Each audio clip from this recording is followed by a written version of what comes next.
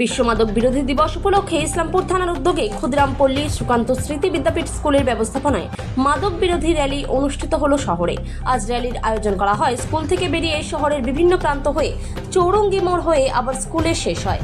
ইসলামপুর থানার পুলিশ আধিকারিক সহ স্কুলের ছাত্রছাত্রী ও শিক্ষকেরা এই র্যালিতে অংশগ্রহণ করে।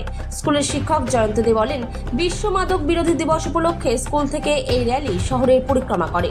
আজকে বিশ্ব ড্রাগ বিরোধী দিবস, সেই উপলক্ষে বিভিন্ন পুলিশ থানাতে পুলিশ প্রশাসনের পক্ষ থেকে ড্রাগ বিরোধী দিবস উদযাপন করা হচ্ছে, যাতে ড্রাগের ব্যবহার করলে কী ক্ষতিকর হতে পারে সমাজের উপর, যারা ব্যবহার করছে তাদের উপর, সেই উপলক্ষে। তো আমাদের স্কুল থেকে আজকে আমরা খুশি যে পুলিশ প্রশাসনের পক্ষ থেকে আমাদের স্কুলকে এই কাজে ব্যবহার করা হচ্ছে। আমাদের স্কুলের ছাত্রছাত্রী তারা আজকে এই প্রচার অভিযানে অংশগ্রহণ করছে, আমরা তাদের সাহায্য করছি, যাতে এই যে সমাজে যা দেখতে পাচ্ছি আমরা ইসলামপুর শুধু শহর না, ইসলামপুর আশেপাশের অঞ্চলে প্রচুর পরিমাণে ড্রাগের ব্যবহার বৃদ্ধি পাচ্ছে। কম বয়সী যারা ছেলেমেয়ে তারা এর মধ্যে আসক্ত হচ্ছে।